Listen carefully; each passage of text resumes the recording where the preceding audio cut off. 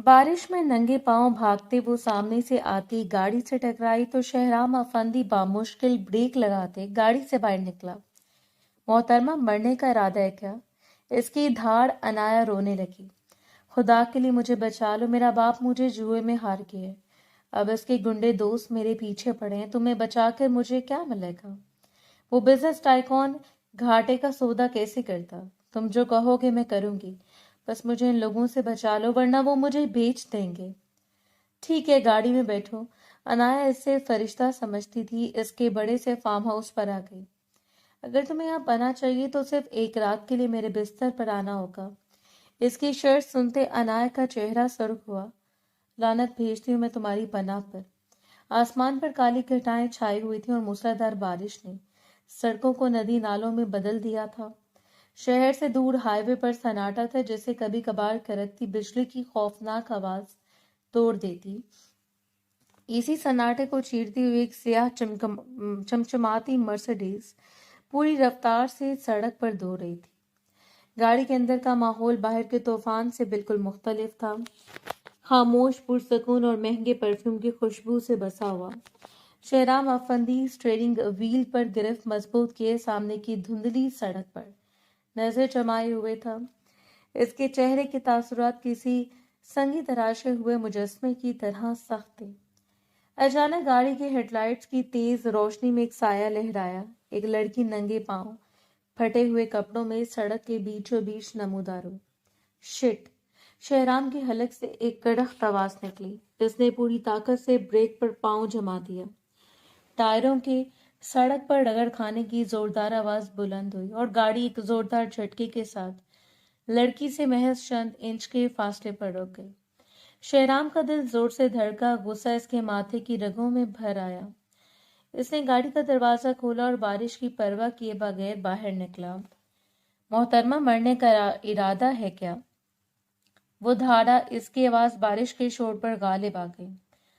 सड़क है ये, तुम्हारे बाप का बेडरूम नहीं है जहां चाहो लेट जाओ। सामने खड़ी लड़की अनाया थर थर कांप रही थी। इसके बाल भीगकर चेहरे से चिपक गए थे और आंखों में ऐसा खौफ था जैसे इसने मौत को करीब से देख लिया हो। वो शहराम की डांट सुनकर पीछे हटने के बजाय इसकी तरफ बढ़ी और इसका गीला कोट पकड़ लिया। खुदा के लिए मुझे बचा लें, वो हिचकियां लेते हुए बोली। वो आ रहे हैं, वो मुझे मार डालेंगे। शहराम ने हकारत से अपना कोट इसके हाथों से छुड़ाया। कौन आ रहा है और मैं तुम्हें क्यों बचाऊं? मैं पुलिस वाला नहीं हूं, जाओ किसी थाने में जाकर दुहाई दो। अनाया सड़क पर घुटनों के बल बैठ गई। मेरा बाप मुझे जुए में हार गया, अब इसके गुंडे दोस्त मेरे पीछे हैं, वो मुझे बेच देंगे। साहब, मैं बेकार ही नहीं हूं, मैं एक शरीफ लड़की हूं, बस आज की रात मुझे पनाह दे दें। शहराम ने गहरा सांस लिया और अपनी कलाई पर बंधी महंगी घड़ी देखी। फिर इसने झुककर अनाया के जर्द पड़ते चेहरे को देखा। इसकी कारोबारी जिबलत बेदार हो चुकी थी। वो शहराम अफंदी था, वो शख्स जो कभी नुकसान का सौदा नहीं करता था। तुम्हें बचाकर मुझे क्या मिलेगा? इसने सर्द लहजे में पूछा। अनाया ने तड़प कर इसे देखा। क्या इंसानियत की कोई कीमत नहीं? मेरी डिक्शनरी में नहीं, शहराम ने स्पार्ट लहजे में जवाब दिया। शायद तुम्हें इल्म नहीं कि तुम किससे मुखातिब हो। मैं बिजनेस टाइकून हूँ और बिजनेस में हर चीज की कीमत होती है। मैं तुम्हें इन गुंडों से बचाऊं, तुम्हें पनाह दूं, तुम्हारी हिफाजत का रिस्क लूं। बदले में तुम्हारे पास देने को क्या है? अनाया की आंखों से आंसू बहकर बारिश के पानी में मिल रहे थे। मेरे पास कुछ नहीं है, कुछ भी नहीं। गलत। शहराम इसके करीब हुआ। इसका लहजा अब सरगोशी की हद तक जहरीला था। तुम्हारे पास तुम खुद दो। अनाया ने हैरत से सर उठाया। क्या मतलब? मतलब सादा सा। शहराम की आंखों में एक अजीब सी चमक आई। अगर तुम्हें यहाँ पनाह चाहिए, अगर तुम चाहती हो कि मैं तुम्हें अपनी गाड़ी में बिठा कर यहाँ से महफूज मुकाम पर ले जाऊं, तो इसकी एक शर्त है। कैसी शर्त? अनाया का दिल किसी अनजाने खौफ से डूबने लगा। तुम्हें सिर्फ एक रात के लिए मेरे बिस्तर पर आना होगा, शहराम ने बगैर किसी झिझक के कहा। ये अल्फाज अनाया के कानों में किसी धमाके की तरह गूंजे। ऐसा लगा जैसे बारिश का ठंडा पानी एकदम गर्म खोलते हुए तेल में बदल गया हो। इसका चेहरा गुस्से और शर्म से तिमतिमा उठा। सुर्खी इसकी गर्दन तक फैल गई। तुम तो इन गुंडों से भी बदतर निकले। वो लड़खड़ाती आवाज में बोली। शहराम ने कंधे उचकाए। वो तुम्हें जबरदस्ती ले जाएंगे, मैं तुम्हें ऑप्शन दे रहा हूँ। सौदा मंजूर है तो गाड़ी में बैठो, वरना वो देखो। दूर सड़क पर गाड़ियों की लाइट्स नजर आ रही थीं। शायद तुम्हारे खरीदार पहुंच गए थे। अनाया ने मुड़कर देखा। दूर से 2-3 गाड़ियों की रोशनियां तेजी से इनकी तरफ बढ़ रही थीं। इसके पास फैसले के लिए सिर्फ चंद सेकंड थे। एक तरफ वो दरिंदे थे जो इसे बेच देते और दूसरी तरफ ये शख्स था जिसकी मजबूरी का सौदा कर रहा था। इसे शहराम की आंखों में देखा जहां रहम का नामो निशान न था। लानत भेजती हूँ मैं तुम्हारी पनाह पर, अनाया ने पूरी कुव्वत से चीख कर कहा। तुम्हारे जैसे घटिया इंसान से तो वो गुंडे बेहतर हैं जो कम से कम शराफत का लिबादा तो नहीं ओढ़ते। वो मुड़ी और दोबारा सड़क की दूसरी तरफ भागने लगी, लेकिन इसके नंगे पांव जख्मी हो चुके थे और जिस्म ढेर होने को था। ठीक है, मरो फिर, शहराम ने गुस्से से कहा और गाड़ी में बैठकर दरवाजा जोर से बंद कर दिया। इसने इंजन स्टार्ट किया, लेकिन जैसे इसने गाड़ी आगे बढ़ाने के लिए गियर बदला, इसकी नजर साइड मिरर में अनाया पर पड़ी जो सड़क के किनारे बेहोश होकर गिर चुकी थी। पीछे से आने वाली गाड़ियों की आवाजें बिल्कुल करीब थीं। शहराम के हाथ स्टीयरिंग पर जम गए।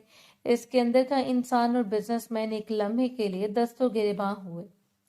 इसने एक जोरदार हाथ स्टीयरिंग पर मारा और बड़बड़ाया, लानत है। वो दोबारा गाड़ी से बाहर निकला, तेजी से अनाया के पास पहुंचा और इसे बाजू में भर लिया। वो फूल की तरह हल्की थी, मगर इसका जिस्म बुखार से तप रहा था।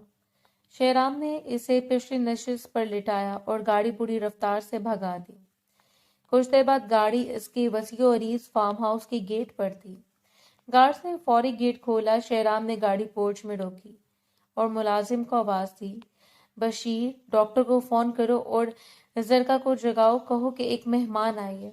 वो अनाया को उठाकर अंदर ले गया और इसे कमरे के नरम बिस्तर पर लिटा दिया। अनाया बेहोशी में भी बुड़बुड़ा रही थी, मुझे बचा लो, मुझे नहीं जाना। शहराम दूर खड़ा इसे देख रहा था। इसने अभी तक अपना गीला कोट नहीं उतारा था। इसके ज़हन में अनाया के वो अल्फाज गूंज रहे थे, लानत भेजती हूँ मैं तुम्हारी पनाह पर। इसने अपनी जिंदगी में बहुत सी औरतें देखी थी जो इसकी दौलत पर मरती थीं, लेकिन ये लड़की अलग थी। इसने मौत को कबूल करना गवारा किया, मगर इसकी शर्त को नहीं। सौदा तो अभी शुरू हुआ है अनाया, शहराम ने जेरे लब कहा। तुमने मेरी पनाह पर लानत भेजी, अब देखना ये कि तुम इस पनाह से बाहर कैसे निकलती हो। बाहर तूफान थमने का नाम नहीं ले रहा था और अंदर एक नया तूफान जन्म ले रहा था। फार्म हाउस के पुरतैश गेस्ट रूम में वो खामोशी का राज था। अनाया एक बड़े से शाही बिस्तर पर लेटी थी। इसका चेहरा अभी तक जर्द था और माथे पर पट्टियां रखी हुई थी। कमरे का दरवाजा एक झटके से खुला और बेगम जरका अंदर दाखिल हुई। इनके रेशमी लिबास की सरसराहट इनके गुरूर का पता दे रही थी। इनके पीछे शहराम अफंदी हाथ पतलून की जेबों में डाले खामोशी से चलता हुआ आया। तो ये है वो नायाब चीज जिसे तुम सड़क से उठा कर लाए हो। बेगम जरका ने बिस्तर के करीब रुककर हकारत से अनाया को देखा जो आहिस्ता आहिस्ता होश में आ रही थी। अनाया ने बोझल पलकें छिपकाई और धुंधलाए हुए मंजर को साफ करने की कोशिश की। सामने एक निहायत खूबसूरत मगर सख्त गीर खातून को देखकर वो हड़बड़ा कर उठने लगी, लेकिन नकाहत से इसे दोबारा तकिए पर गिरा दिया। कौन कौन है आप और मैं कहाँ हूँ? अनाया की आवाज हलक में फंस कर रह गई। बेगम जरका ने एक तंजिया मुस्कुराहट के साथ शहराम की तरफ देखा। सुना तुमने शहराम, ऐसे अभी ये भी नहीं मालूम कि किसके सान तले दबी है। फिर वो अनाया की तरफ मुड़ी। लड़की, ये शहराम अफंदी का फार्म हाउस है और मैं इसकी बड़ी बहन जरका हूँ। शुक्र करो कि मेरे भाई का दिल पिघल गया, वरना अब तक तुम किसी गंदी गली में मरी पड़ी होती। अनाया को याद आया बारिश, वो कारी गाड़ी और शहराम की वो घटिया शर्ट। इसने वहशत ज़दा नजरों से कमरे के कोने में खड़े शहराम को देखा जो इसे किसी शिकारी की तरह देख रहा था। मुझे यहाँ से जाना है, अनाया ने हिम्मत जमा करके कहा और बिस्तर से पांव नीचे उतारे। जाना है? शहराम पहली बार बोला। इसका लहजा बर्फ की तरह ठंडा था। बाहर तुम्हारे बाप के भेजे हुए लोग अभी तक पहरा दे रहे हैं। जैसे इस गेट से बाहर कदम रखोगी वो तुम्हें दबोच लेंगे। क्या तुम्हारा इरादा बदल गया है? क्या अब तुम इनके साथ जाने को तैयार हो? अनाया की आंखों में आंसू आ गए। वो मुझे बेच बेगम जरका ने जोरदार कहका लगाया। बेच देंगे? तुम्हारी हालत देखकर तो लगता है कि तुम पहले ही बिकने के लिए तैयार खड़ी थी। शेराम, ऐसी लड़कियां ड्रामे करने में माहिर होती हैं, पहले मजलूम बनती हैं और फिर घर के मालिक पर डोरे डालती हैं। जुबान संभाल कर बात करें। अनाया गुस्से से तड़प उठी। मैंने आपसे पनाह नहीं मांगी थी, आपका भाई मुझे जबरदस्ती यहाँ लाया। जबरदस्ती? बेगम जरका अनाया के बिल्कुल करीब आई और इसका जबड़ा सख्ती से पकड़ लिया। मेरे भाई को किसी को जबरदस्ती लाने की जरूरत नहीं पड़ती। लड़कियां इसके इशारे पर अपनी इज्जतें नीलाम करने को तैयार रहती हैं। तुम जैसी 2 टके की लड़की की क्या औकात कि इसे जबरदस्ती उठाया जाए? अनाया ने जरका का हाथ झटक दिया। इज्जत नीलाम करने का शौक शायद आपके हल्के की औरतों को होगा, मुझे नहीं। मुझे बस यहाँ से निकलने दें, मैं अपनी हिफाजत खुद कर लूंगी। बहुत जुबान चलती है तुम्हारी। जरका की आंखों में आग भड़क उठी। शेराम, इसे अभी इसी वक्त बाहर निकालो। मैं नहीं चाहती कि इसके मनहूस कदम मेरी जायदाद पर रहें। शेराम जब तक खामोश तमाशाई बना हुआ था, आगे बढ़ा और अपनी बहन के कंधे पर हाथ रखा। आराम से आपा, इसे निकालना इतना आसान नहीं है। क्यों, क्या इसने तुम पर कोई जादू कर दिया? जरका ने तंजन कहा। जादू नहीं। शेराम ने अनाया की तरफ देखकर मायने खेज मुस्कुराहट दी। ये लड़की मेरे एक बहुत बड़े मसले का हल हो सकती है। आपको याद है ना, दादाजान ने जायदाद की मुंतकली के लिए एक क्या शर्त रखी है? बेगम जरका की आंखें सुकड़ गईं। तुम्हारा मतलब है कि तुम इस आवारा लड़की को अपनी बीवी बनाकर इनके सामने पेश करोगे? बीवी? अनाया का दिल जोर से धड़का। कभी नहीं, मैं मर जाऊंगी मगर तुम जैसे सौदागर से निकाह नहीं करूंगी। शेराम अनाया के सामने झुका, इसके आंखों में आंखें डालकर बोला। निकाह? तुमने शायद गलत समझा है। मैंने कहा जाली बीवी। ये एक मुआहदा होगा। तुम मेरे दादा को यकीन दिलाओगी कि तुम मेरी पसंद हो और बदले में तुम्हें वो तहफ़्फ़ुज़ दूंगा जो ये पूरी दुनिया मिलकर भी तुम्हें नहीं दे सकती। तुम्हारा बाप जब्बार और वो लोग जो तुम्हारे पीछे, इनका नामो निशान मिट जाएगा। और अगर मैं ना मानूं तो? अनाया ने लड़ते हुए पूछा। तो फिर अभी इसी लम्हे में बशीर को कहूंगा कि वो तुम्हें गेट से बाहर छोड़ आए। बाहर जब्बार की गाड़ियां खड़ी हैं, फैसला तुम्हारा है। मेरी झूठी बीवी बनकर इज्जत की जिंदगी गुजारना चाहती हो या जब्बार की कैद में बिकना चाहती हो? अनाया ने बेबसी से कमरे की दीवारों को देखा। इसे लगा जैसे वो एक पिंजरे से निकलकर दूसरे से ज्यादा बड़े और सुनहरी पिंजरे में आ गई हो। बेगम जरका ने अपनी नाक चढ़ाई। शेराम, ये तुम्हारी बहुत बड़ी गलती होगी। ये लड़की हमें किसी मुसीबत में डाल देगी। देखो तो इसे ना ढंग का लिबास है, ना तमीज है। तमीज मैं से सिखा दूंगा आपा। शेराम ने सर्द लहजे में कहा। फिलहाल हमें इसकी जरूरत है। फिर वो दोबारा अनाया की तरफ मुड़ा।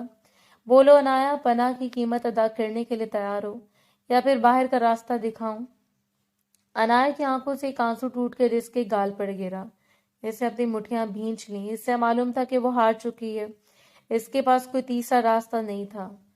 मैं तैयार हूं, वो बहुत मध्यम आवाज में बोली, लेकिन याद रखना शेराम अफंदी, मैं सिर्फ कागजों पर तुम्हारी बीवी बनूंगी। मेरी रूह और मेरा जिस्म कभी तुम्हारा नहीं होगा।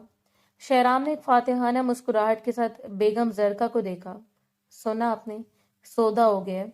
अब इसे तैयार करें कि कल सुबह हमें हवेली रवाना होना है। बेगम जरका ने हकारत से अनाया को देखा और पेट पटकती हुई कमरे से बाहर निकल गई। शेराम दरवाजे तक पहुंचा, फिर रुका और मुड़कर देखा। एक बात याद रखना अनाया, इसका लहजा बहुत गहरा था। मेरी कैद से भागना इतना आसान नहीं जितना तुम्हारे बाप के जुए खाने से भागना था। अब तुम आफंदी खानदान की मलकियत हो और हम अपनी चीजें आसानी से नहीं छोड़ते। दरवाजा बंद हो गया और अनाया वहीं बिस्तर पर ढेर हो गई। ऐसे लगा जैसे बारिश का तूफान तो थम गया है, मगर इसकी जिंदगी में एक ऐसा रेगिस्तान शुरू हो गया है जहां दूर दूर तक पानी का कोई निशान नहीं था। अनाया कमरे की बड़ी सी खिड़की के पास खड़ी बाहर फैले हुए सब्जाजार को देख रही थी, जहां मुसल्ला गार्ड्स की मौजूदगी से बार बार ये याद दिला रही थी कि वो अब एक ताकतवर शख्स की कैद में है। अचानक नीचे पोर्च में गाड़ियों की ब्रेक लगने की आवाज आई और शोर बुलंद हुआ। अनाया ने झुककर देखा तो इसका खून मुंजमद हो गया। नीचे काले रंग की 2 पुरानी गाड़ियां खड़ी थीं, जिनसे 4-5 गुंडा नुमा आदमी बाहर निकले थे। इनके दरमियान वो शख्स भी था जिसके तस्वुर से अनाया को लर्जा आ जाता था। जब्बार, वो आ गए। वो यहाँ भी पहुंच गए। अनाया के हलक से एक दबी दबी चीख निकली। वो उल्टे कदमों पीछे हटी और कमरे का दरवाजा खोलकर तेजी से सीढ़ियों की तरफ भागी। नीचे हॉल में शेराम अफंदी नाश्ते की मेज पर बैठा अखबार देख रहा था। جب جبار اپنے آدمیوں کے ساتھ زبردستی اندر داخل ہوا، بشیر اور دوسرے ملازموں نے انہیں روکنے کی کوشش کی، لیکن جبار نے انہیں دھکا دے کر پیچھے کر دیا۔ آفندی صاحب معافی چاہتے ہیں بن بلائے آنے کے لیے، لیکن ہماری امانت آپ کے پاس ہے، جبار نے اپنی بھدی آواز میں کہا اور کرسی کھینچ کر شہرام کے سامنے بیٹھ گیا۔ شہرام نے اخبار نہیں ہٹایا، نہ ہی اس کے چہرے پر کسی پریشانی کے آثار نمودار ہوئے۔ اس نے سکون سے کافی کا سپ لیا اور پھر نہایت سرد انداز میں جبار کو دیکھا۔ میری میز پر بیٹھنے کی جرأت کیسے ہوئی تمہاری؟ شہرام کا لہجہ اتنا اسپاٹ تھا کہ جبار کے ماتھے پر پسینہ آ گیا۔ وہ آفندی صاحب، ہم کسی جھگڑے کے لیے نہیں آئے۔ سجاد خان اپنی بیٹی ہمیں جوئے میں ہار چکا ہے۔ وہ لڑکی کل رات آپ کی گاڑی کے سامنے آئی تھی، ہمیں بس وہ دے دیں، ہم شرافت سے چلے جائیں گے۔ جبار نے لہجہ تھوڑا نرم کرتے ہوئے کہا۔ عنایت سیڑھیوں کے اوپر والے حصے میں کھڑی یہ سب سن رہی تھی۔ اس کا جسم خوف سے لرز رہا تھا۔ اسی وقت بیگم زرکا اپنے کمرے سے باہر نکلی اور عنایت کو وہاں کھڑے دیکھ کر غصے سے بولی، دیکھا شہرام، میں نے کہا تھا نا یہ لڑکی اپنے ساتھ گندگی لے کر آئے گی۔ نکالو ان بدتمیزوں کو یہاں سے اور اس لڑکی کو بھی ان کے حوالے کرو۔ عنایت نے تڑپ کر شہرام کی طرف دیکھا۔ شہرام آہستہ سے اٹھا اور اپنی پتلون کی جیبوں میں ہاتھ ڈال کر جبار کے سامنے کھڑا ہوا۔ سجاد خان کون ہے اور اس نے کیا ہارا ہے؟ اس سے مجھے کوئی سروکار نہیں، شہرام نے جبار کی آنکھوں میں آنکھیں ڈال کر کہا، لیکن جو لڑکی میرے گھر کی دہلیز کے اندر ہے وہ اب میری امانت ہے۔ جبار تلملا اٹھا۔ آفندی صاحب، وہ کوئی معمولی رقم نہیں تھی جو سجاد ہارا ہے، اس لڑکی کی قیمت ادا کی جا چکی ہے۔ قیمت؟ شہرام کے لبوں پر ایک زہریلی مسکراہٹ آئی۔ اس نے ایک اشارہ کیا تو بشیر ایک چھوٹا سا بیگ لے کر آیا۔ شہرام نے وہ بیگ میز پر پٹک دیا۔ اس میں اتنی رقم ہے کہ تم جیسے 10 جبار خریدے جا سکتے ہیں، یہ رقم اٹھاؤ اور دفع ہو جاؤ یہاں سے۔ جبار نے بیگ کھول کر دیکھا تو اس کی آنکھیں چمک اٹھی، مگر پھر اس نے عنایت کو سیڑھیوں پر کھڑے دیکھ لیا۔ پیسے اپنی جگہ صاحب، مگر یہ لڑکی سجاد نے ہمارے باس کے لیے ہاری ہے، اگر ہم اسے نہ لے کے گئے تو وہ ہمیں زندہ نہیں چھوڑے گا۔ شہرام کا چہرہ ایک دم سخت ہو گیا۔ اس نے جبار کی گریبان سے پکڑ کر اسے کرسی سے اٹھایا اور دیوار کے ساتھ جا لگایا۔ شاید تم نے سنا نہیں، شہرام نے اس کے کان کے پاس گرا کر کہا، وہ لڑکی اب میری منگیتر ہے۔ اور شہرام افندی کی منگیتر پر نظر ڈالنے والے کا کیا حشر ہوتا ہے؟ تم یہ اپنے باس سے پوچھ لینا۔ منگیتر؟ جبار اور زرکا دونوں کے منہ سے ایک ساتھ نکلا۔ عنایت نے بھی حیرت سے اپنے لبوں پر ہاتھ رکھ لیا۔ شہرام نے جبار کو جھٹکے سے چھوڑا اور گارڈز کو آواز دی، بشیر ان کتوں کو باہر نکالو، اور اگر یہ دوبارہ اس فارم ہاؤس کے پاس میل کے دائرے میں بھی نظر آئیں تو گولی مار دینا۔ گارڈ نے فوری طور پر جبار اور اس کے آدمیوں کو دھکے دے کر باہر نکالنا شروع کیا۔ جبار جاتے جاتے چیخا، یہ مہنگی پڑے گی افندی صاحب، سجاد خان کی بیٹی آپ کو چین سے نہیں رہنے دے گی۔ جب حال دوبارہ پرسکون ہو گیا تو بیگم زرکا غصے میں شہرام کی طرف بڑھی۔ تم پاگل ہو گئے ہو شہرام، ان گنڈوں کے سامنے اس سے اپنی منگیتر کہنے کی کیا ضرورت تھی؟ اب یہ مصیبت تمہارے گلے پڑ گئی ہے۔ شہرام نے زرکا کی بات کا کوئی جواب نہیں دیا، بلکہ اس کی نظریں سیدھی اوپر کھڑی عنایت پر جمی تھی۔ وہ آہستہ آہستہ سیڑھیاں چڑھ کر اس کے قریب آیا۔ عنایت دیوار سے لگ گئی، اس کی سانسیں تیز تھیں۔ تم نے سنا اس نے کیا کہا؟ شہرام نے اس کے چہرے کے قریب جھک کر پوچھا۔ تمہارا باپ تمہیں ہار چکا ہے، اب تمہاری کوئی حیثیت نہیں ہے سوائے اس کے کہ جو میں تمہیں دوں گا۔ عنایت کی آنکھوں میں غصہ اور نمی دونوں تھے۔ تم نے اسے پیسے کیوں دیے؟ تم نے مجھے خرید لیا ہے، میں نے تمہیں بچایا ہے۔ شہرام نے اس کے گال کو چھونے کی کوشش کی، مگر عنایت نے سر جھٹک دیا۔ اور ہاں، میں نے تمہیں خریدا نہیں ہے بلکہ تمہیں ایک ڈھال دی ہے، لیکن یاد رکھنا اس ڈھال کے بدلے میں جو میں مانگوں گا وہ تمہیں دینا پڑے گا۔ تمہارا مطلب ہے وہ جعلی منگیتر والا ناٹک؟ عنایت نے ہمت جمع کر کے پوچھا۔ صرف ناٹک نہیں، شہرام کا لہجہ گہرا ہو گیا، اب سے تم وہی کرو گی جو میں کہوں گا، تم ویسے کپڑے پہنو گی، ویسے بات کرو گی جیسے میں چاہوں گا۔ کل صبح ہم حویلی جا رہے ہیں، وہاں دادا جان کے سامنے تمہاری ایک غلطی تمہیں دوبارہ ان گنڈوں کے پاس پہنچا سکتی ہے۔ عنایت نے شہرام کے پتھر جیسے چہرے کو دیکھا۔ اسے سمجھ نہیں آ رہا تھا کہ وہ شہرام کا شکریہ ادا کرے یا اسے نفرت کرے۔ اس نے اسے ان درندوں سے تو بچا لیا تھا، مگر خود ایک ایسا جال بن دیا تھا جس سے نکلنا ناممکن لگ رہا تھا۔ میں تمہاری شرائط مان لوں گی، عنایت نے مضبوط آواز میں کہا، لیکن ایک بات یاد رکھنا شہرام افندی، تم میری خاموشی خرید سکتے ہو، میری وفاداری نہیں ملے گی۔ شہرام نے ایک طنزیہ کہکا لگایا، وفاداری کی مجھے ضرورت نہیں عنایت، مجھے بس تمہاری کارکردگی چاہیے۔ جاؤ گے، بیگم زرکا تمہیں حویلی کے آداب سکھائیں گی۔ تیار رہنا کیونکہ حویلی کے شکاری جبار سے زیادہ خطرناک ہیں۔ شہرام وہاں سے مڑ کر نیچے چلا گیا جبکہ عنایت وہیں کھڑی رہ گئی۔ اسے احساس ہوا کہ وہ ایک مصیبت سے نکل کر دوسری مصیبت میں آ چکی ہے۔ بیگم زرکا نیچے سے اسے نفرت بھری نظروں سے دیکھ رہی تھی، گویا وہ اسے کچا چبا جائیں گی۔ فارم ہاؤس سے حویلی تک کا سفر عنایت کے لیے خاموش اور سحر زدہ تھا۔ شہرام اپنی بلیک ایس یو وی والی کو ڈرائیو کر رہا تھا جبکہ عنایت پچھلی نشست پر ساکت بیٹھی بدلتے مناظر کو دیکھ رہی تھی۔ اس نے بیگم زرکا کا دیا ہوا ایک مہنگا ریشمی جوڑا پہن رکھا تھا جو اس کی سادگی کو چھپانے کی ناکام کوشش کر رہا تھا۔ خاموشی توڑ دو عنایت، شہرام نے آئینے میں اسے دیکھتے ہوئے کہا، تمہیں جو فائل دی گئی تھی کیا تم نے وہ پڑھ لی ہے؟ دادا جان کے سامنے تمہاری زبان نہیں لڑکھڑانی چاہیے۔ عنایت نے ہاتھ میں پکڑی فائل پر گرفت مضبوط کی۔ میں نے سب رٹ لیا ہے، ہم 1 سال پہلے لندن میں ملے تھے۔ میں ایک آرٹ اسٹوڈنٹ ہوں اور میرے والدین کے کار حادثے میں انتقال کر چکے ہیں، لیکن شہرام یہ سب جھوٹ کب تک چلے گا؟ شہرام نے گہرا سانس لیا، تب تک جب تک جائیداد کے کاغذات پر میرے دستخط نہیں ہو جاتے۔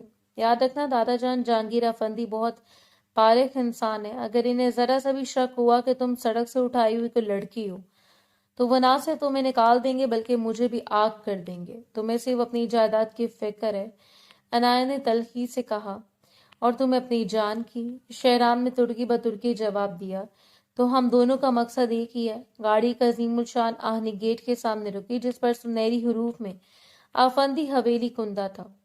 جیسے گاڑی پورچ میں رکی، ملازمین کے ایک قطار استقبال کے لیے کھڑی ہو گئی۔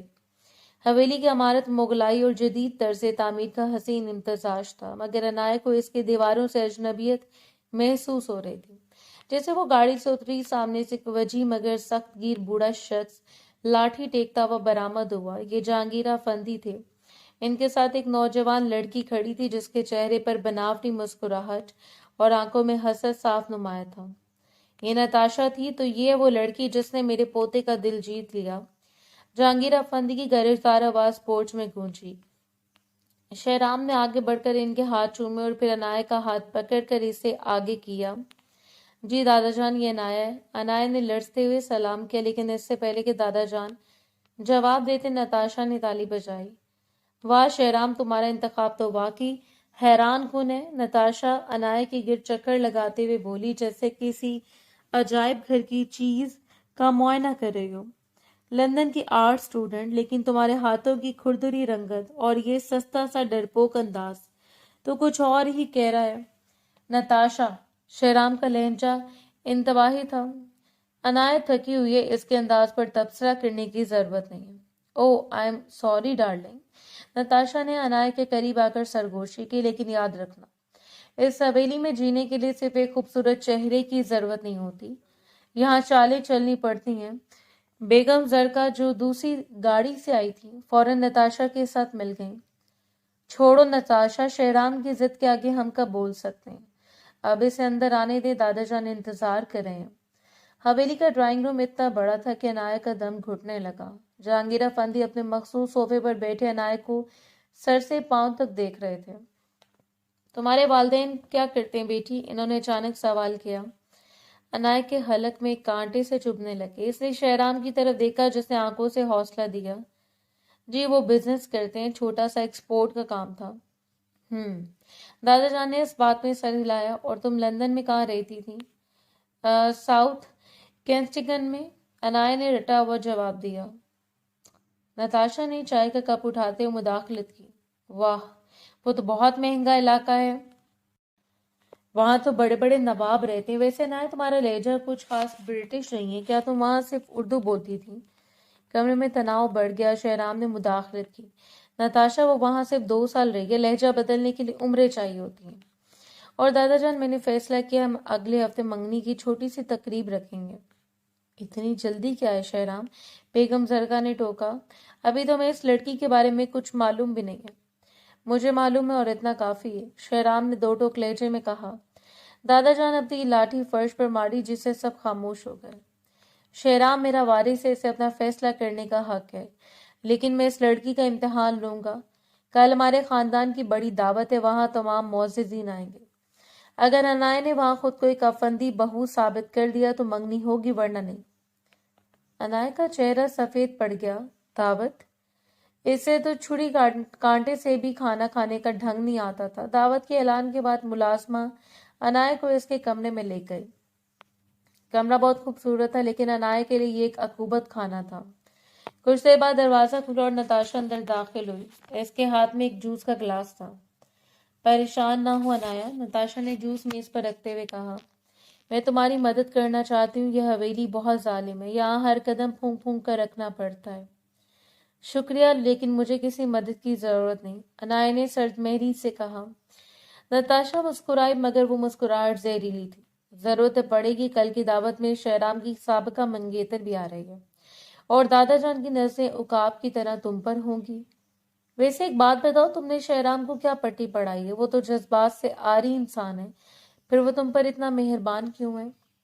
انائے خاموش رہی۔ نتاشا اس کے قریب آئی اور اس کے بال پیچھے کرتے ہوئے بولی، شاید تم نہیں جانتی، شہرام نے تمہیں صرف استعمال کرنے کے لیے رکھا ہے۔ جیسے اسے جائیداد ملے گی وہ تمہیں کچرے کی طرح باہر پھینک دے گا۔ مجھ سے دوستی کر لو، شاید میں تمہارے کام آ سکوں۔ میں نے کہا نا، مجھے کسی سے کوئی دوستی نہیں کرنی، آپ جا سکتے ہیں۔ انائے نے ہمت دکھاتے ہوئے کہا۔ نتاشا کے چہرے کے تاثرات ایک دم بدل گئے۔ ٹھیک ہے، پھر کل کے لیے تیار رہنا۔ کل اس حویلی کے لوگ تمہیں وہ سبق سکھائیں گے کہ تم خود یہاں سے بھاگنے پر مجبور ہو جاؤ گی۔ نتاشا نے پیر پٹکتے مگر باہر نکل گئی۔ انائے وہیں فرش پر بیٹھ کر رونے لگی۔ ایک طرف شہرام کا دباؤ تھا، دوسری طرف نتاشا اور زرکا کی دشمنی، اور پیچھے جبار کا خوف۔ رات کے شہرام اس کے کمرے میں آیا۔ اس نے انائے کو روتے ہوئے دیکھا تو اس کے قدم رک گئے۔ رونا بند کرو، شہرام نے سختی سے کہا۔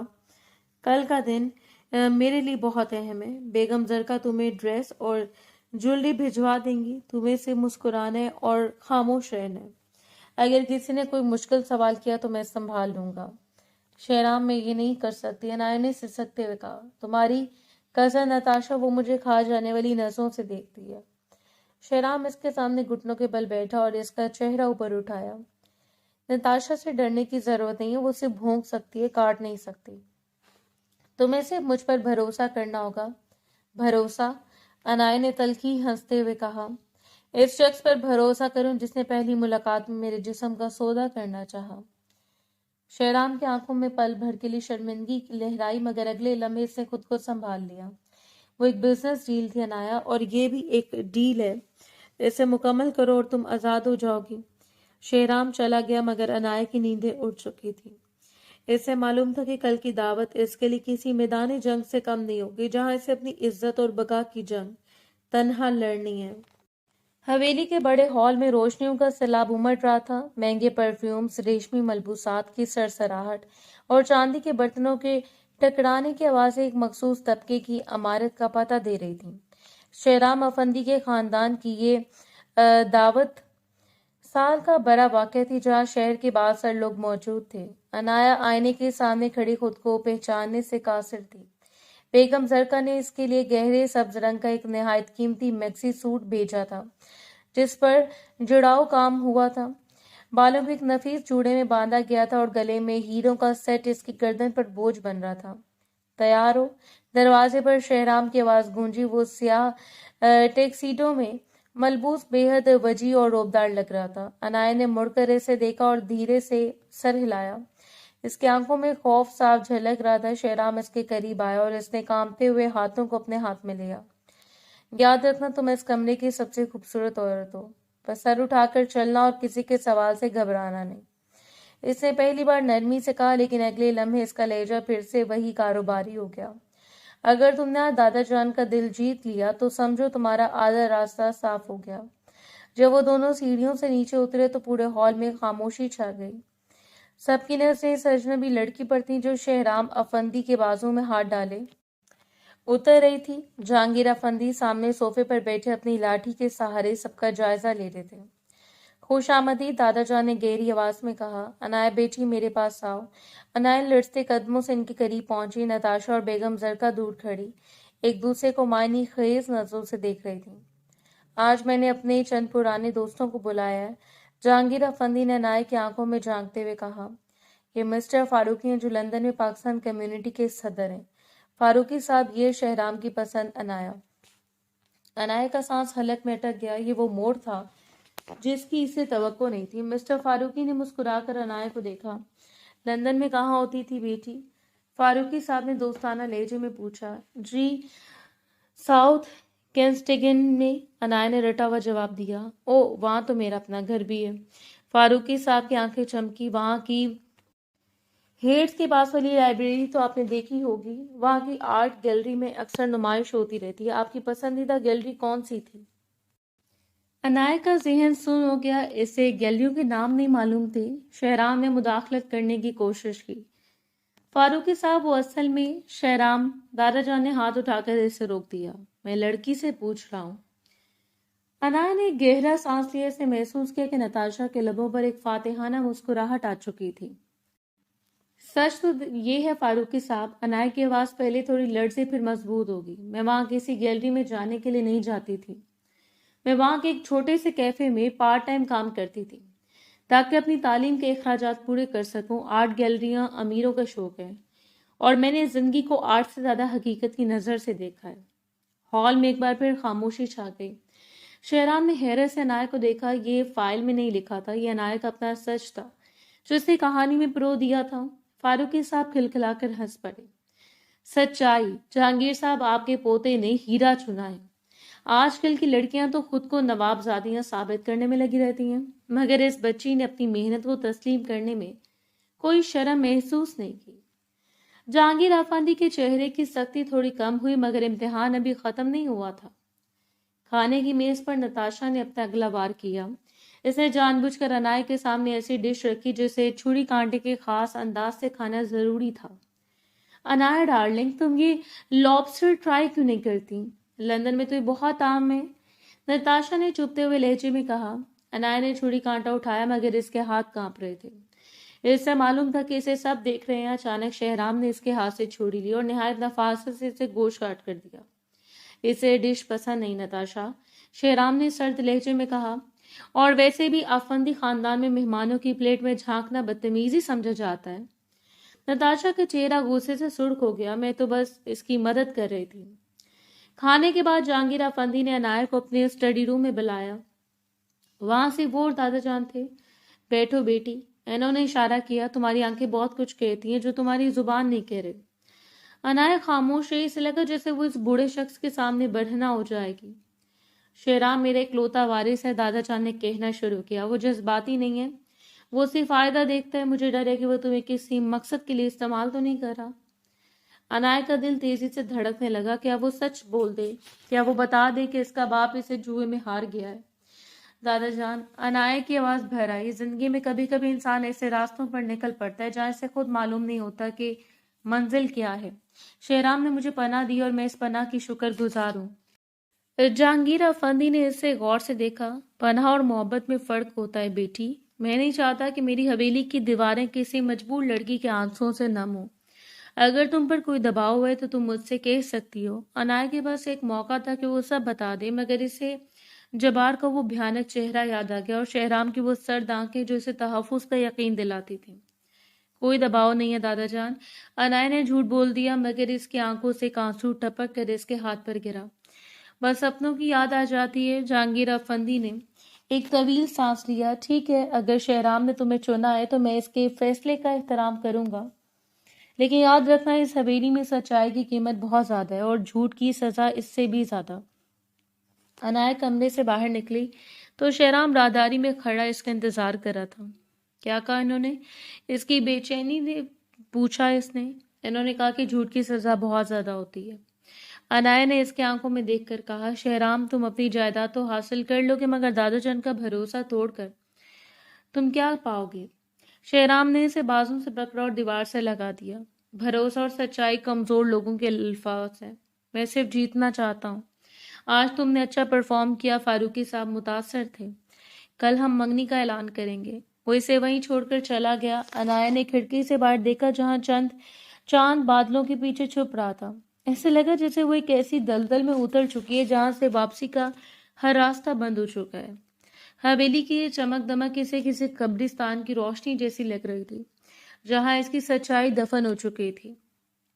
آفندی حویلی کا لان آج کسی پریوں کی کہانی کا منظر پیش کر رہا تھا۔ سفید اور سنہری رنگ کی تھیم پر مبنی سجاوٹ، ہوا میں تیرتی ہلکی موسیقی اور خوشبوؤں کے جھونکے منگنی کی اس تقریب کو یادگار بنا رہے تھے۔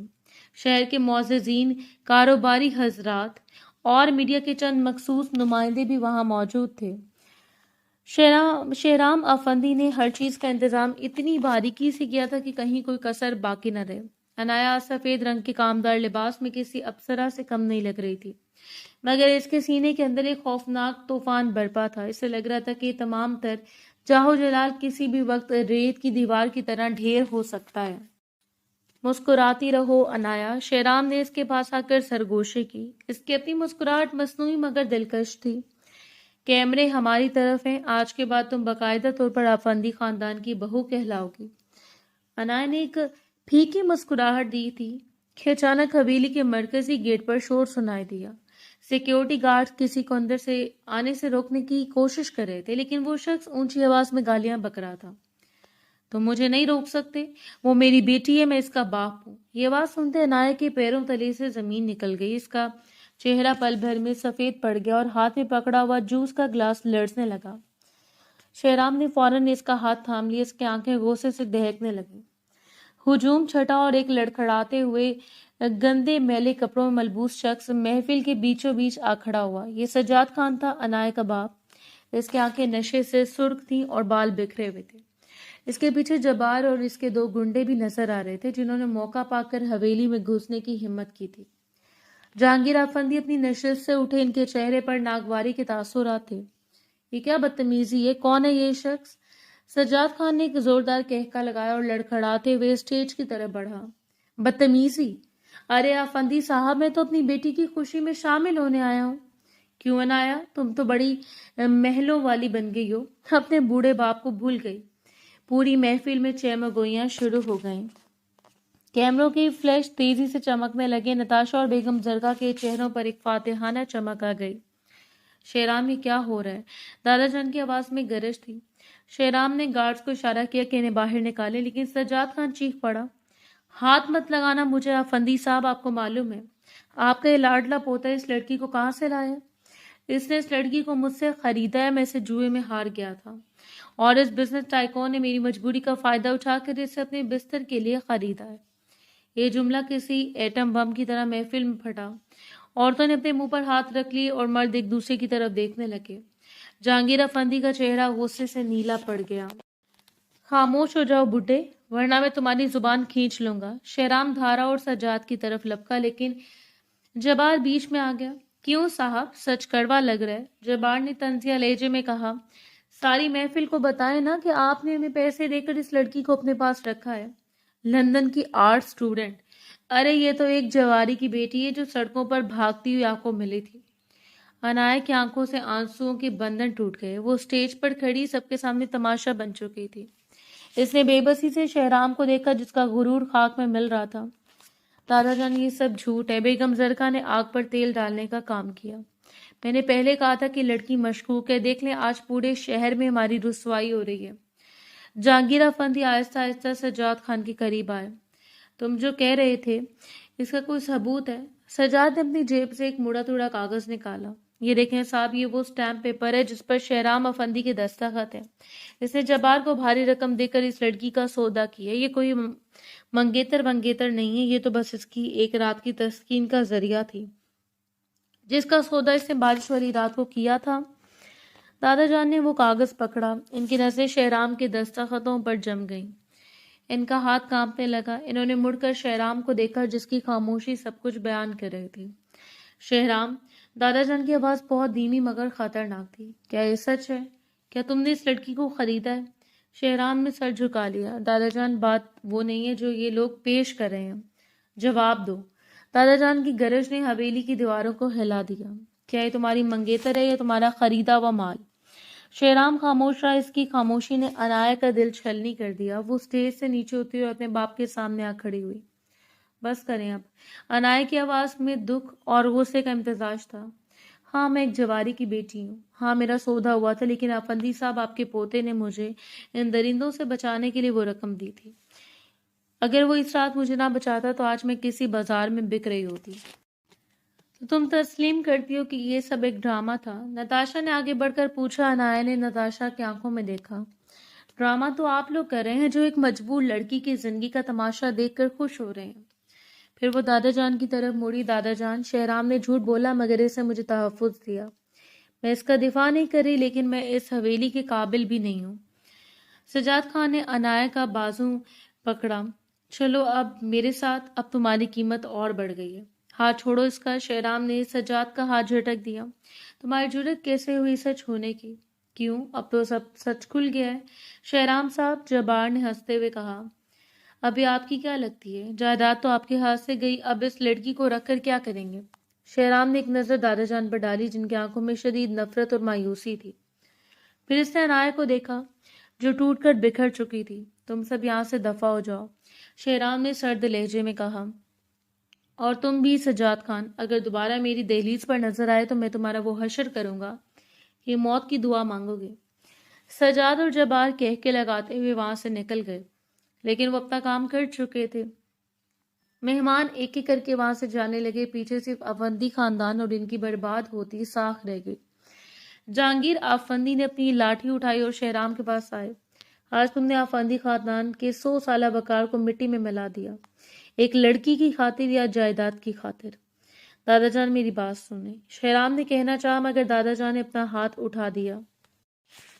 تم نے نہ صرف میرا بھروسہ توڑا بلکہ اس لڑکی کی مجبوری کا بھی فائدہ اٹھایا۔ تم میرے وارث ہونے کے لائق نہیں ہو۔ ابھی اسی وقت اس لڑکی کو لے کر یہاں سے نکل جاؤ، میں اب تمہاری صورت بھی نہیں دیکھنا چاہتا۔ بیگم زرقا اور نتاشا کے چہروں پر مسکراہٹ پھیل گئی۔ شہرام نے عنایا کا ہاتھ پکڑا، اس کا لہجہ پہلے سے زیادہ سخت تھا۔ چلو عنایا، اس نے کہا۔ عنایا نے اپنا ہاتھ چھڑا لیا۔ کہاں چلوں؟ تمہارے ساتھ ایک اور سودا کرنے۔ تمہارے پاس اور کوئی راستہ نہیں ہے؟ شہرام نے اس کی آنکھوں میں جھانک کر کہا، باہر وہ لوگ تمہارے انتظار کر رہے ہیں، میرے ساتھ چلو گی تو کم از کم زندہ رہو گی۔ عنایا نے بوجھل قدموں سے شہرام کے پیچھے چلنا شروع کر دیا۔ جب وہ حویلی کے گیٹ سے باہر نکل رہے تھے تو عنایا نے مڑ کر اس عالیشان عمارت کو دیکھا جو تھوڑی دیر پہلے اس کی پناہ گاہ لگ رہی تھی مگر اب ایک ڈراونا خواب بن چکی تھی۔ بارش دوبارہ شروع ہو چکی تھی، بالکل اسی رات کی طرح جب وہ پہلی بار شہرام سے ملی تھی۔ فرق صرف اتنا تھا کہ اب وہ اکیلی نہیں تھی مگر اس کا محافظ ہی اس کا سب سے بڑا گنہگار تھا۔ حویلی سے نکالے جانے کے بعد شہرام عنایا کو لے کر دوبارہ اسی پرانے فارم ہاؤس میں آ گیا مگر اب یہاں کا ماحول بدلا ہوا تھا۔ شہرام اب وہ مغرور بزنس ٹائکون نہیں رہا تھا جو اس کے ایک اشارے پر دنیا گھومتی تھی، بلکہ اب اس سے اس کی سلطنت چھین لی گئی تھی۔ عنایا کمرے کے کونے میں بیٹھی بارش کی بوندوں کو شیشے پر گرتے دیکھ رہی تھی۔ شہرام کمرے میں داخل ہوا، اس کے بال بکھرے ہوئے تھے اور آنکھوں میں تھکن تھی۔ کھانا کھا لو، اس نے میز پر ٹرے رکھتے ہوئے اس پاٹ لہجے میں کہا۔ مجھے کچھ نہیں کھانا، عنایا نے مڑے بغیر جواب دیا۔ تم نے مجھے یہاں کیوں رکھا ہوا ہے؟ اب تو تمہاری جائیداد بھی چلی گئی، اب میں تمہارے کس کام کی ہوں؟ شہرام اس کے قریب آیا اور اس کا بازو پکڑ کر اسے اپنی طرف موڑا۔ تمہیں کیا لگتا ہے میں نے تمہیں صرف جائیداد کے لیے بچایا تھا؟ اور کیا وجہ ہو سکتی ہے؟ عنایا کی آنکھوں میں غصہ بھڑک اٹھا۔ تم نے میرا تماشا بنایا، مجھے سب کے سامنے نیلام کیا تھا اور میرا باپ ایک ہی جیسے ہو۔ فرق صرف اتنا ہے کہ وہ سڑکوں پر جوا کھیلتا ہے اور تم عالیشان کمروں میں۔ شہرام نے اسے جھٹکے سے چھوڑ دیا۔ اگر میں تمہیں اس رات سڑک پر چھوڑ دیتا تو تم آج زندہ نہ ہوتی، لیکن تم احسان فراموش ہو۔ ابھی ان کی تکرار جاری تھی کہ باہر سے کسی کے چیخنے کی آواز آئی۔ شہرام نے کھڑکی سے باہر جھانکا۔ جبار اپنے درجن بھر مسلح آدمیوں کے ساتھ فارم ہاؤس کے لان میں موجود تھا۔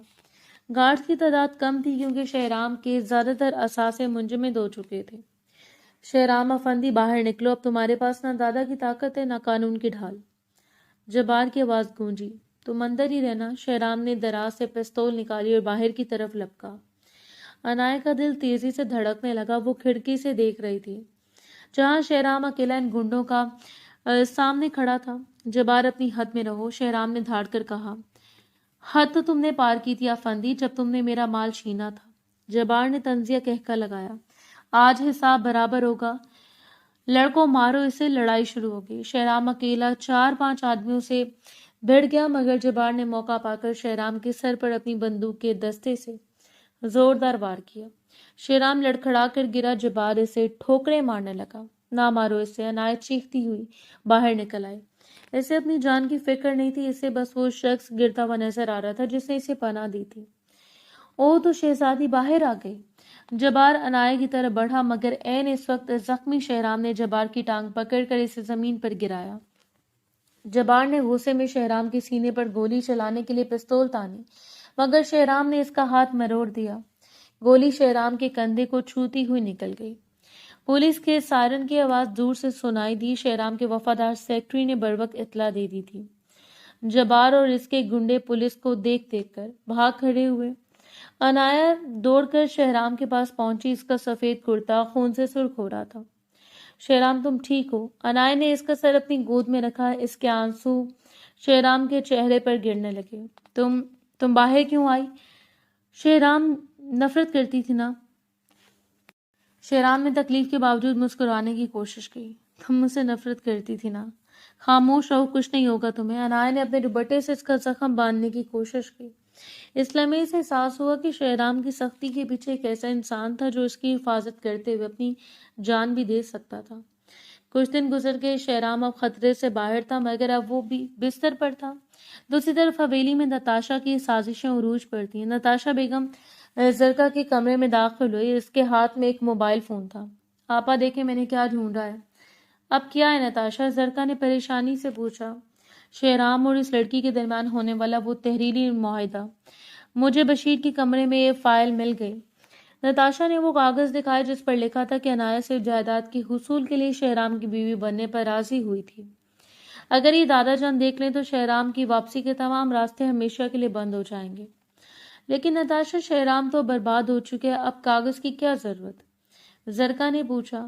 ضرورت ہے آپا جان، دادا جان کا دل پسیج رہا ہے، وہ خفیہ طور پر شہرام کے زخموں کی خبریں منگوا رہے ہیں۔ میں نہیں چاہتی کہ وہ دوبارہ وارث بنے، ہمیں یہ کاغذ دادا جان کو دکھانا ہی ہوگا تاکہ وہ اسے ہمیشہ کے لیے آگ کر دیں۔ اگلی صبح نتاشا دادا جان کے کمرے میں پہنچی۔ جہانگیر افندی خاموشی سے کھڑکی کے باہر دیکھ رہے تھے۔ دادا جان، میں آپ کو کچھ دکھانا چاہتی ہوں۔ نتاشا نے وہ فائل میز پر رکھی۔ آپ کو لگتا ہے کہ شہرام نے اس لڑکی کو بچایا؟ نہیں، یہ سب ایک بزنس ڈیل تھی۔ اس کاغذ پر دیکھیں، اس لڑکی نے پیسے لے کر آپ کو دھوکہ دینے کا اقرار کیا ہے۔ جہانگیر افندی نے لرزتے ہاتھوں سے وہ کاغذ پڑھا۔ ان کی آنکھوں میں غصہ اور کرب کی لہر دوڑ گئی۔ شہرام نے میرے ساتھ کھیل کھیلا۔ ان کی آواز کانپ رہی تھی۔ اس نے ایک ایسی لڑکی کے ساتھ مل کر مجھے بیوقوف بنایا جس کی کوئی اصل نہیں۔ جی دادا جان، اور سنا ہے وہ ابھی بھی اس لڑکی کے ساتھ فارم ہاؤس میں رنگ رلیاں منا رہا ہے۔ نتاشا نے زہر اگلا۔ جہانگیر افندی نے غصے میں وہ فائل زمین پر پٹک دی۔ جاؤ وکیل کو بلاؤ، میں آج اس شہرام افندی کو اپنی جائیداد، اپنے نام اور اپنی پہچان سے محروم کرتا ہوں۔ اسے کہو کہ اب وہ میرا پوتا نہیں رہا۔ نتاشا کمرے سے باہر نکلی تو اس کے چہرے پر ایک شیطانی مسکراہٹ تھی۔ اس نے فوراً جبار کو فون کیا۔ کام ہو گیا، دادا جان نے اسے آگ کر دیا۔ اب شہرام ایک آنکھ سڑک شاپ انسان ہے۔ اب تم جو چاہو اس لڑکی کے ساتھ کر سکتے ہو، مجھے کوئی اعتراض نہیں ہے۔ ادھر فارم ہاؤس میں عنایت شہرام کو دوائی دے رہی تھی۔ شہرام اسے مسلسل دیکھ رہا تھا۔ تم نے اس دن اپنی جان خطرے میں کیوں ڈالی عنایت؟ اس نے دھیمی آواز میں پوچھا۔ عنایت نے نظریں جھکا لیں۔ کیونکہ انسانیت کی قیمت میری ڈکشنری میں ہے۔ تم نے مجھے خریدا تھا، مگر تم نے مجھے بچایا بھی تھا۔ میں نے غلط کیا تھا۔ شہرام نے اس کا ہاتھ تھاما۔ اس کے لہجے میں اب وہ پہلے والا غرور نہیں تھا۔ میں نے تم ایک مہرا سمجھا، مگر تم نے ثابت کر دیا کہ تم ایک جیتا جاگتا احساس ہو۔ میں اپنی جائیداد کھو چکا ہوں۔ شاید اب میں تمہیں وہ تحفظ نہ دے سکوں جو پہلے دے سکتا تھا۔ اگر تم چاہو تو تم جا سکتی ہو، میں اب تمہیں مجبور نہیں کروں گا۔ عنایت نے شہرام کی آنکھوں میں دیکھا جہاں اب کوئی چال نہیں تھی، صرف سچائی تھی۔ شہرام افندی، اب میں کہاں جاؤں گی؟ میری اپنی پہچان تو تم نے اور میرے باپ نے مل کر ختم کر دی۔ اب تو میں صرف وہی ہوں جو تم نے مجھے بنایا ہے۔ شہرام نے اسے کھینچ کر اپنے قریب کیا۔ تو پھر ایک نئے سرے سے شروع کرتے ہیں، بغیر کسی معاہدے کے، بغیر کسی جھوٹ کے۔ عنایت اب جواب دینے والی تھی کہ بشیر ہانپتا ہوا اندر داخل ہوا۔ صاحب غضب ہو گیا۔ दादा जान ने आपको आग कर दिया और हवेली के गार्ड्स यहाँ आ रहे हैं आपको इस फार्म हाउस से भी निकालने के लिए। शेराम के चेहरे पर एक लंबी लकीर खींच गई। नताशा की साजिश कामयाब हो चुकी थी। वो अब सड़क पर आने वाले थे, मगर इस बार शेराम अकेला नहीं था, अनायास के साथ खड़ी थी। फार्म हाउस की फजा सोगवार थी। बाहर खड़े हवेली के गार्ड्स शेराम को बेदखली का नोटिस थमा चुके थे। बारिश अभी थमी नहीं थी, बल्कि हल्की फवार की सूरत में बरस रही थी, जैसे कुदरत भी इस बदलती सूरत हाल पर अफसरदा हो। शेहराम अपने जख्मों की तकलीफ के बावजूद खड़ा था। इसकी आंखों में जायदाद छीनने का दुख नहीं था, बल्कि दादा जान के भरोसे को मुकम्मल तौर पर खो देने का मलाल था। साहब सामान गाड़ी में रख दिया है, बशीर ने नम आंखों से कहा। लेकिन अब हम कहाँ जाएंगे? शेहराम ने एक गहरा सांस लिया और अनाया की तरफ देखा, जो एक छोटे से बैग के साथ खड़ी थी। हम वहां जाएंगे जहां से मैंने सफर शुरू किया था, अपने एक छोटे से अपार्टमेंट में, जो मैंने अपने पहले बिजनेस से खरीदा था। वो मेरी अपनी कमाई है, दादा जान की जायदाद नहीं। वो दोनों गाड़ी में बैठे और हवेली की हुदूद से बाहर निकल गए। कुछ ही देर गुजरी थी कि शेहराम ने गाड़ी का रुख अचानक मोड़ दिया। हम कहाँ जा रहे हैं? अनाया ने हैरत से पूछा। ये तो अपार्टमेंट का रास्ता नहीं है। आखिरी बार दादा जान से मिलने, शेहराम ने मजबूत लहजे में कहा। मैं इनकी जायदाद के बगैर जी सकता हूँ, लेकिन इनके दिल में अपने लिए नफरत लेकर नहीं जी सकता। मुझे इन्हें सच बताना होगा। हवेली के स्टडी रूम में जहांगीर अफंदी अकेले बैठे थे। नताशा और जरका बाहर हॉल में जीत का जश्न मना रही थी। अचानक कमरे का दरवाजा खुला और शेहराम अनाया के साथ अंदर दाखिल हुआ। तुम यहाँ क्यों आए हो? दादा जान की आवाज में गुस्सा और लर्जिश थी। मैंने तुम्हें आग कर दी है। मेरे पास तुम्हें देने के लिए अब कुछ नहीं है। शेहराम खामोशी से आगे बढ़ा और इनके कदमों में बैठ गया।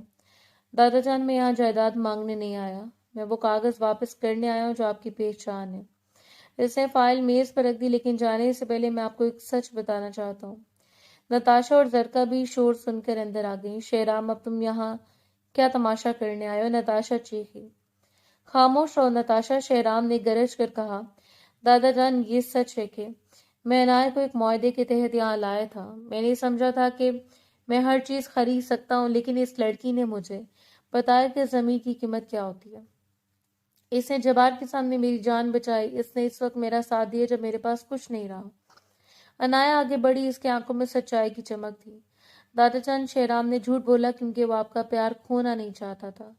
वो जायदाद से ज्यादा आपके फख्र का वारिस बनना चाहता था। और रही बात नताशा की, अनाया ने अपना फोन निकाला और एक ऑडियो रिकॉर्डिंग प्ले कर दी। रिकॉर्डिंग में नताशा की आवाज साफ थी। जबार, काम हो गया है। अब तुम जो चाहो इस लड़की के साथ कर सकते हो। बस शेहराम को बर्बाद करना मेरा मकसद था। कमरे में सन्नाटा छा गया। जहांगीर अफंदी ने हैरत और सदमे से नताशा की तरफ देखा, जिसका चेहरा जर्द पड़ चुका था। तो ये तुम्हारी असलियत? दादा जान ने धीमी मगर कहर आलूद आवाज से कहा। तुम मेरे पोते को बर्बाद करने के लिए इन गुंडों से मिली हुई थी। दादाजान, वो मैं नताशा लड़खड़ाने लगी। निकल जाओ यहाँ से।